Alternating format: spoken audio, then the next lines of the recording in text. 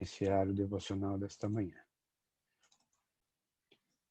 Querido Pai, querido Deus, nós agradecemos, Senhor, pela noite que tivemos, nós agradecemos pelo descanso, nós agradecemos pela tranquilidade desta noite, agradecemos porque pudemos estar mais uma vez de pé, de olhos abertos para ver as suas maravilhas, para presenciar, Senhor, a luz que ilumina o nosso dia, na certeza de que esta luz nos iluminará ainda por muito tempo, Senhor, durante todo este dia. Luz essa que marca a Tua presença, que marca o Seu poder, Senhor, de nos dar a luz, de nos dar a noite, para que tenhamos sempre, Senhor, a certeza de que o Senhor está sempre no comando de tudo, que é o Senhor quem permite e que não permite que coisas aconteçam, é o Senhor que permite e que não permite que bênçãos nos alcancem, é o Senhor que dá o tempo, o Senhor que marca o tempo, o Senhor que nos dá vida, o Senhor que nos dá esperança e tranquilidade. Esteja conosco durante esse dia, esteja conosco durante esse devocional, esteja com cada um, dando, Senhor, tranquilidade para passar pelas suas tribulações, pelos seus problemas. O Senhor sabe o que cada um necessita, o Senhor sabe o que cada um merece, o Senhor sabe o que cada um tem no coração. Esteja conosco, que seja do seu agrado este devocional, que as palavras que sejam usadas aqui em seu nome estejam de acordo com o que o Senhor deseja para nós, de acordo com o que o Senhor tem para nós, que o Senhor se alegre disso. Em nome de seu Filho amado Jesus, que morreu por nós, que deu sua vida para que pudéssemos ter novamente a presença ao seu lado garantido na eternidade, que pedimos, agradecemos e oramos. Amém.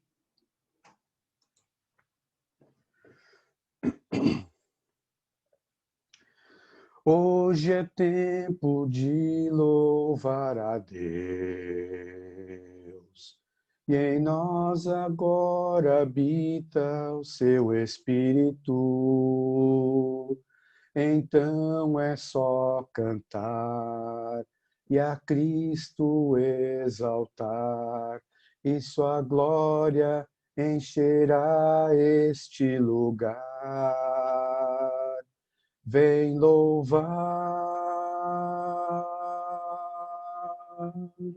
vem louvar. No meio dos louvores Deus habita, e é em seu prazer cumprir o que nos diz. Então é só cantar e a Cristo exaltar, e sua glória encherá este lugar. Vem louvar,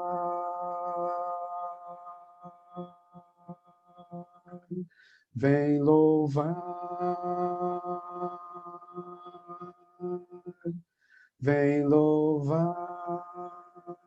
Hoje é tempo de louvar a Deus. Hoje é tempo de louvar a Deus.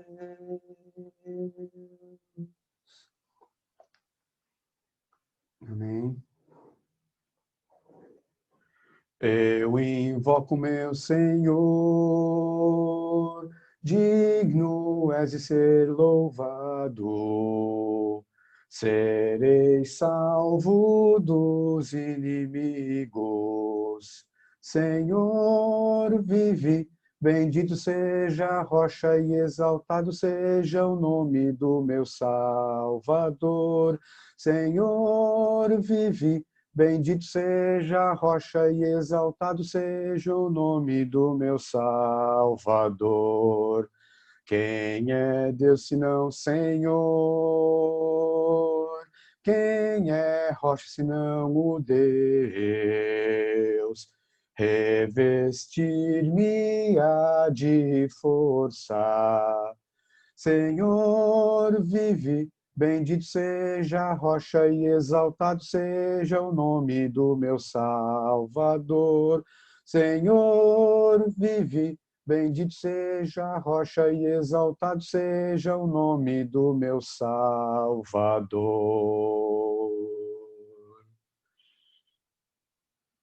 Amém.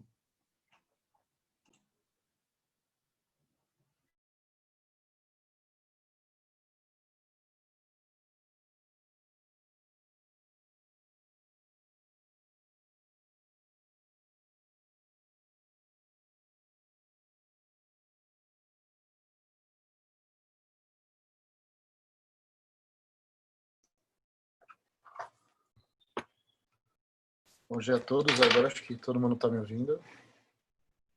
Deixa eu aumentar aqui. Agora sim, Sérgio. Eu dei bom dia, mas eu estava com o microfone acho que desativado, então... Deixa eu dar um play.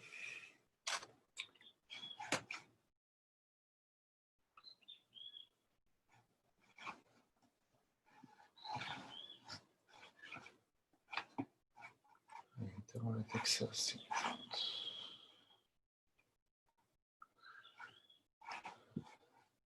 Bom, hoje vamos falar de futebol. Acho que todo mundo conhece esse símbolo, né? Então eu trouxe algumas imagens interessantes. E eu queria saber, quem já viu essa imagem? Pode até levantar a mão, eu estou vendo a tela aqui. O Valdeci aqui tá sorrindo, né? Engraçado que ele tá quase com a camisa da seleção hoje. Pelo menos aqui dá para ver um quase amarelo com um azulzinho por cima. Essa foi a final da Copa de 94 e para muitas pessoas o que ficou marcado foi essa imagem, né, do Roberto Baggio depois de ter perdido o pênalti.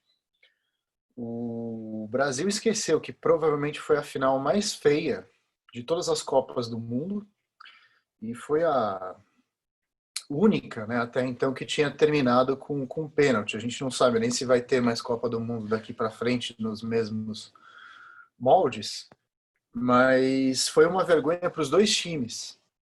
Só que para a imprensa brasileira, a vergonha toda caiu em cima do Baggio, do camisa 10 da seleção, que era um grande jogador, já tinha sido eleito o melhor do mundo, melhor da Itália e assim por diante, né? Então essa foi a imagem que ficou, a festa brasileira e a vergonha italiana. A gente esquece que foi a final mais feia de fato, com as piores estatísticas, com o pior jogo talvez de final de todos os tempos.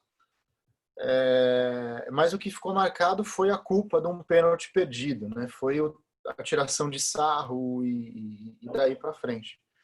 E o engraçado é que a gente esquece, eu até pesquisei e existe muito mais imagem dessa final do que dessa outra aqui. Acho que dá até para ver que a imagem tá até ruim, né? Tudo bem que não existia câmera digital naquela época, mas eu procurei inclusive nos jornais e eles nem traziam, muitos deles, essa imagem. Alguém sabe de onde veio essa imagem? Esse é o pênalti que o Zico perdeu na Copa de 86, quando o Brasil foi eliminado para a França. As seleções de 82 e 86 tinham aquele futebol vistoso, bonito, arte, que ainda simbolizava o que o Brasil tinha realmente de diferente de todos os outros em termos de futebol.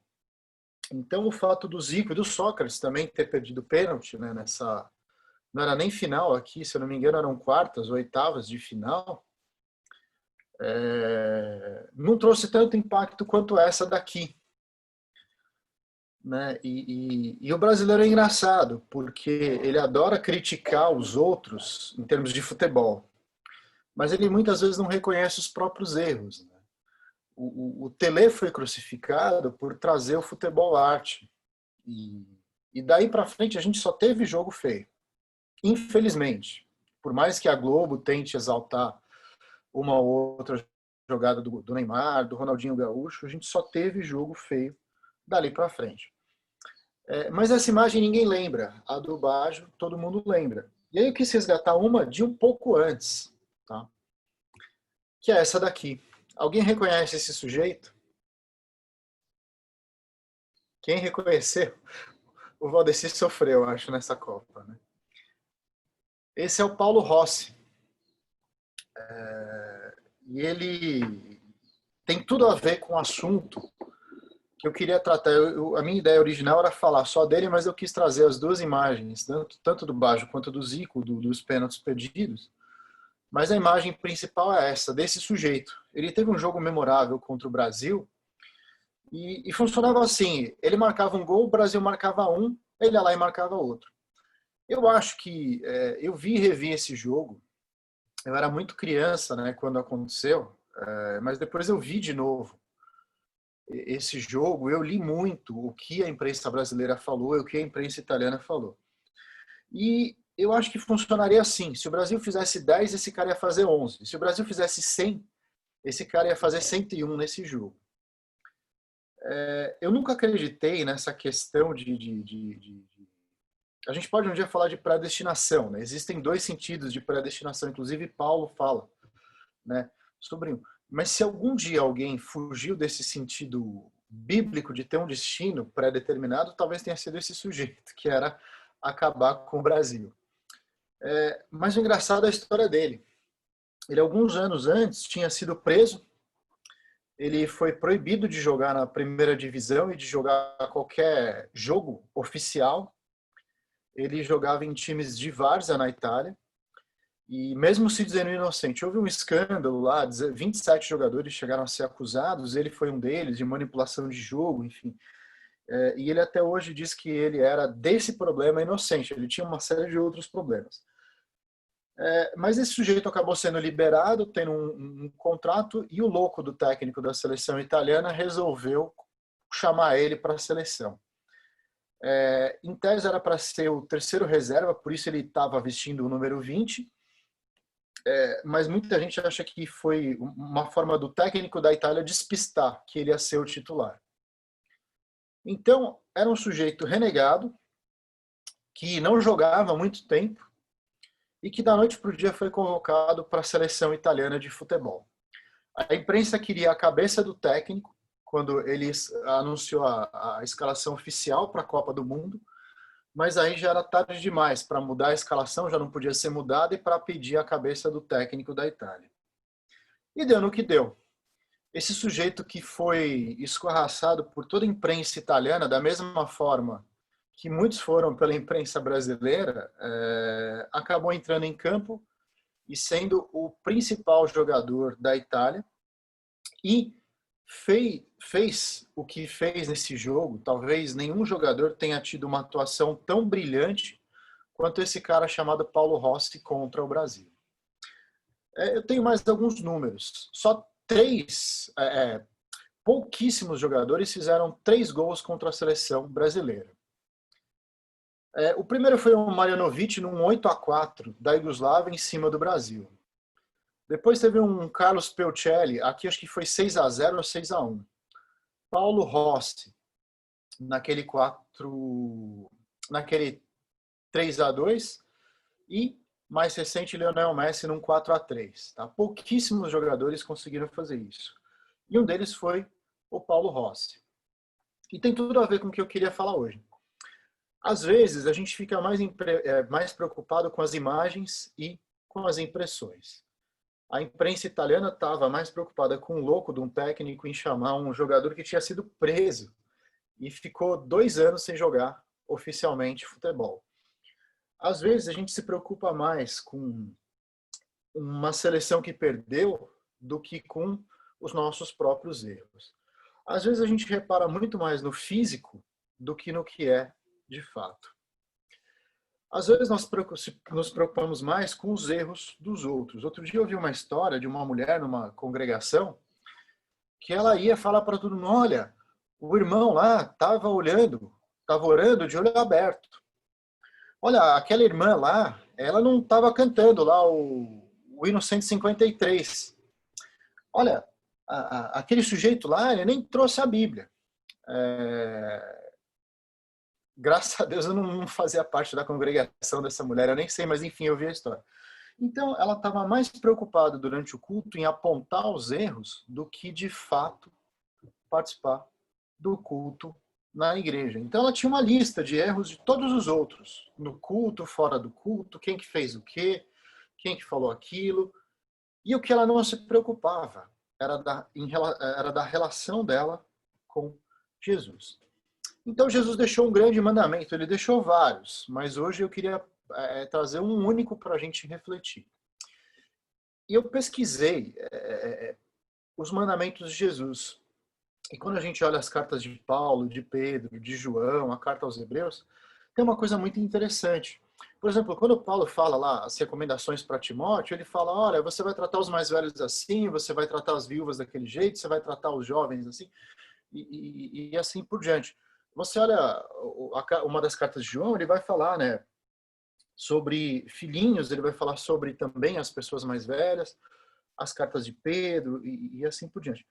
Mas Jesus, quando você ouve um mandamento de Jesus, ele fala para todos. Eles se aplicam para todas as pessoas.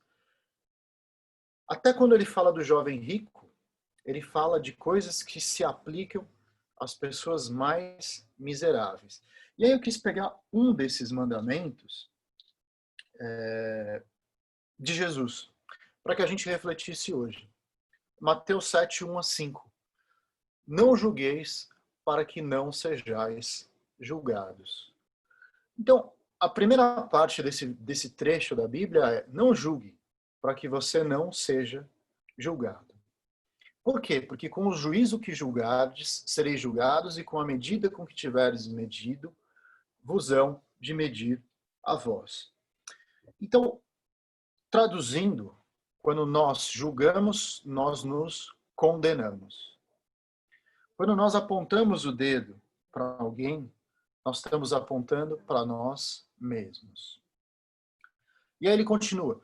E por que reparas tu no argueiro que está no olho do teu irmão e não vês a trave que está no teu olho?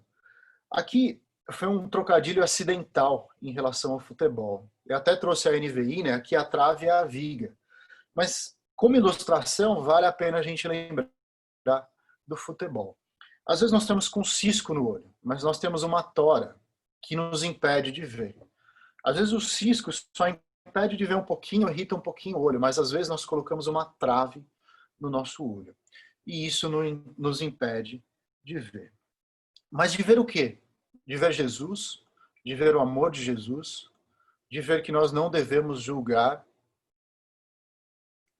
porque nós seremos julgados.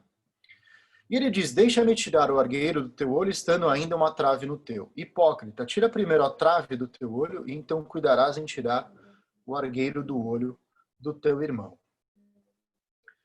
Então, muitas vezes, é o que acontece com a gente. A gente coloca traves, barreiras no nosso olho, nos nossos olhos, que nos impedem de ver a Jesus.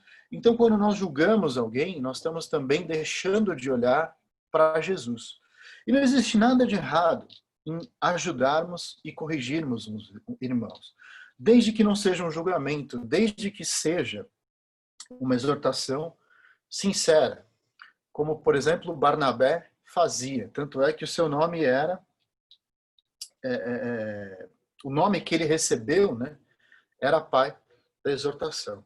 Então, meus irmãos, lembrando o futebol e fazendo esse trocadilho que foi acidental, mas aí eu aproveitei e coloquei a história do pênalti, às vezes a gente não está olhando para o gol. Às vezes a gente está olhando para a trave. E aí é que a gente perde o nosso pênalti. É aí que a gente erra feio. É aí que a gente está julgando e a gente esquece que a gente também é julgado. Então, eu queria trazer essa mensagem. Nós podemos, inclusive, ajudar os nossos irmãos quando nós tiramos essa trave e colocamos o gol, que é Jesus, em nossa mente. E que nós possamos ter isso em nossas congregações e nosso dia. Esse é um dos grandes mandamentos da Bíblia e é um dos mandamentos de Jesus. eu queria poder depois, em breve, trazer mais mandamentos, trazer mais mensagens sobre esses grandes mandamentos de Jesus. E eu queria até agradecer o Otávio pelo momento. Semana que vem, se Deus assim nos permitir, nós teremos um irmão que eu estou ansioso para ouvir. Então eu fiquei muito feliz quando o Otávio deu a notícia. Fiquei triste que essa semana eu ia repetir, eu queria ouvi-lo, mas é isso. Então a gente vai ter um revezamento, não como o Flamengo, né, que às vezes vai bem, às vezes vai mal, usando o futebol, mas vai ser um revezamento espiritual. E eu estou muito feliz por isso. Então a mensagem é essa, que a gente possa refletir. Para mim, e aqui eu queria fazer um desabafo, é um dos mandamentos mais difíceis no começo. Eu estava talvez mais próximo até quando eu me converti, né? Eu estudei a Bíblia a fundo, e eu levava isso tão a sério que era difícil para eu não me controlar. E a vida foi me ensinando isso, né? Ah, aquele irmão ele gaguejou, aquele irmão ele teve um erro de português, aquele irmão ele fez tal e tal coisa, aquele irmão isso, aquele irmão aquilo. Então eu me preocupava mais com o que eu achava que era a perfeição do que o que de fato era Jesus agindo no meio das pessoas. E da mesma forma como a imprensa italiana julgou Paulo Rossi, eu julguei alguns irmãos no meu passado e eu me arrependo muito disso. Eu fui muito duro com alguns irmãos quando eu não precisava ser duro com esses irmãos. Então esse é meu desabafo e um pouco do que eu quis trazer como um mandamento de Jesus. O primeiro deles é esse. E isso ajuda a gente nos relacionamentos. Eu julguei muitos dos meus amigos que nem eram cristãos durante a minha vida. E isso só me trouxe prejuízos. E de alguns anos para cá eu comecei essa mudança e eu fui aprendendo da pior maneira. Mas graças a Deus eu pude aprender isso. Então que Deus abençoe, que esse mandamento seja útil, né? E que a gente possa olhar para o nosso gol e deixar essas traves de lado. Que Deus nos abençoe.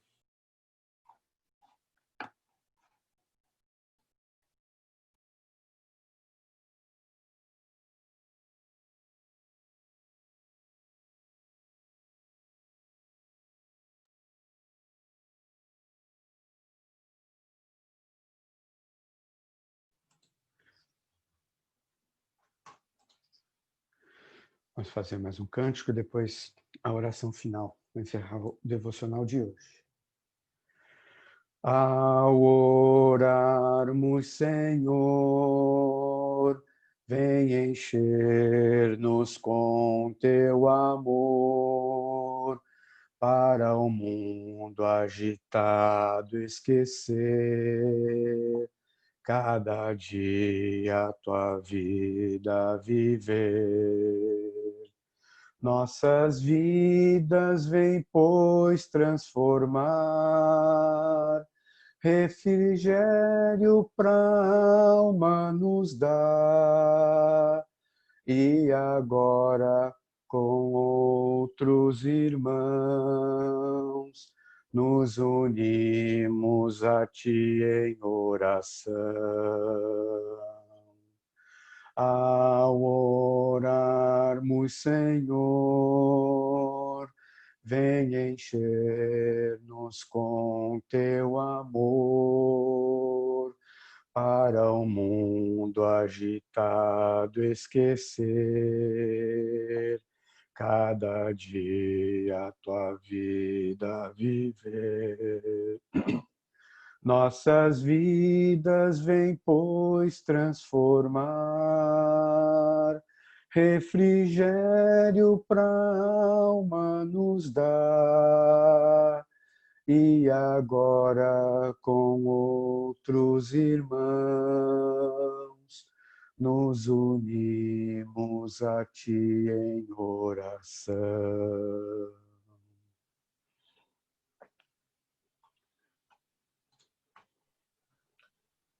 Estou escutando bem, Otávio? Sim, Marquem, estamos sim.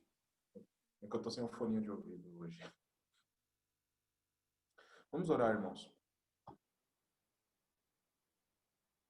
Deus Pai Santo, Deus Poderoso, Deus de poder e graça, Senhor, Pai amado, no nome de Jesus Cristo, Pai, nós estamos na sua presença, Pai, reunidos, Senhor, como seus filhos, como igreja, meu Pai, para te agradecer, Senhor, por mais uma manhã, Pai, a qual o Senhor nos permite, Pai, o Senhor nos dá fôlego e vida, Pai, para que possamos nos levantar, Pai, para que possamos louvar e exaltar o nome do Senhor, Pai, através de Jesus Cristo, Pai, pelos feitos de suas mãos, Senhor, pelas suas obras, Senhor. Por o Senhor nos conceder, Pai, tamanhos momentos, Pai, maravilhosos durante as nossas manhãs, Pai, nos méritos de Jesus Cristo, Senhor. Obrigado, Senhor. Obrigado, meu Deus, por tudo que o Senhor tem nos proporcionado. Quero pedir que o Senhor nos abençoe, Pai, nesse dia que se segue, nessa quarta-feira, Senhor. Que o Senhor possa nos proteger, que o Senhor possa estar conosco, meu Pai, nesse dia.